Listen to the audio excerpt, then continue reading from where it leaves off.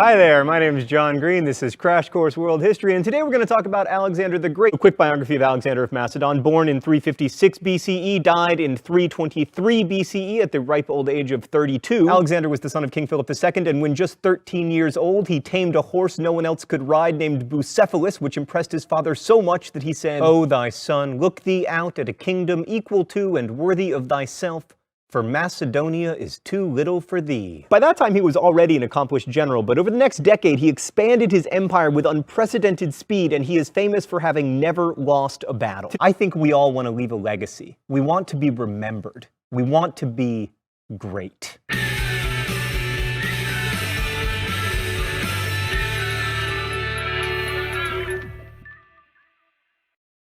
For a long time, history was all about the study of great men, and it was common to call people the great, although these days historians are less likely to do that because they recognize that one man's great is generally another man's terrible. And also the great has some misogynistic implications, like it's almost always men who are called the great. You never hear of Cleopatra the Great or Elizabeth the Great. Today we're going to look at Alexander of Macedon's story by examining three possible definitions of greatness. First, maybe Alexander was great because of his accomplishments. This is an extension of the idea that history is the record of the deeds of great men. Now, of course, that's ridiculous. For one thing, half of people are women. For another, and this is important, there are lots of historical events that no one can take responsibility for, like, for instance, the Black Plague. Still, Alexander was accomplished. I mean, he conquered a lot of territory, like, a lot. His father Philip had conquered all of Greece, but Alexander did what the Spartans and the Athenians had failed to do. He destroyed the Persian Empire. He conquered all the land the Persians had held, including Egypt, and then marched toward India, stopping at the Indus River only because his army was like, "Hey, Alexander, you know what would be awesome?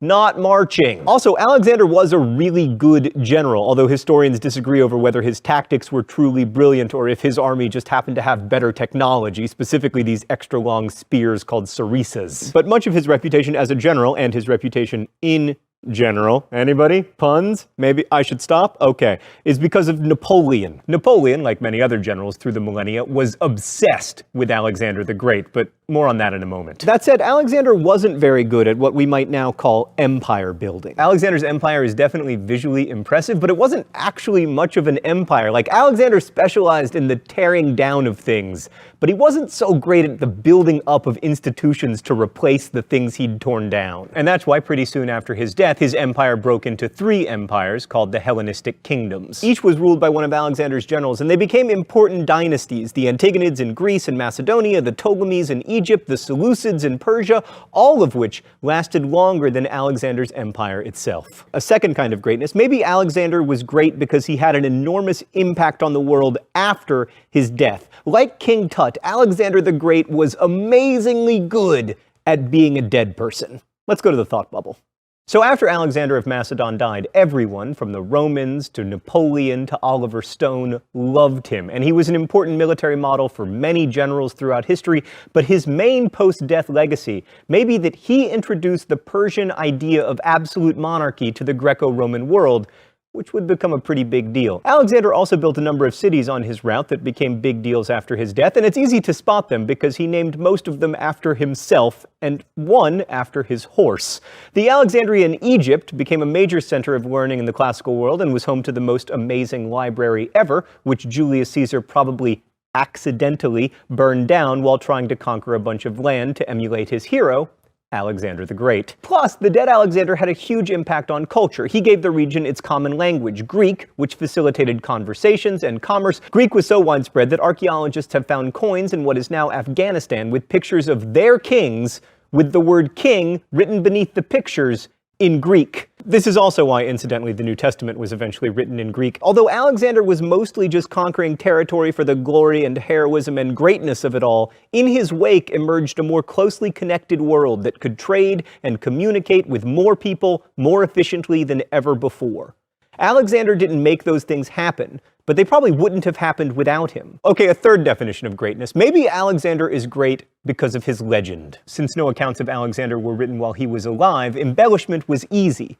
And maybe that's where true greatness lies. I mean, the guy died at 32 before he ever had a chance to get old and lose battles. He was tutored by Aristotle, for God's sakes. Then there's Alexander's single-minded, obsessive, Ahab-esque pursuit of the Persian king Darius, who he chased across modern-day Iraq and Iran for no real reason except that he desperately wanted to kill him. And when Bessus, one of Darius's generals, assassinated him before Alexander had the chance, Alexander chased Bessus around until he could at least kill him. These almost comical pursuits of glory and heroism are accompanied in classical histories by stories of Alexander walking through the desert and it's suddenly raining and these ravens coming to lead him to the army he's supposed to fight, and stories of his Persian wife Roxana, who while still a teenager engineered the assassination of many of Alexander's fellow wives. And even in his death, people tried to make Alexander live up to this heroic ideal. Like Plutarch tells us that he died of a fever, but that's no way for a masculine, empire-building, awesome person to die. So rumors persist that he died either of alcohol poisoning or else of assassination-y poisoning. I mean, no great man can die of a fever. Speaking of great men, it's time for the open letter. So elegant. But first, let's see what's in the secret compartment today. Oh, it's Kim Kardashian's perfume. Thanks, Stan. I'll wear this. I'll check it out. I'll give it a try. Wow, that is...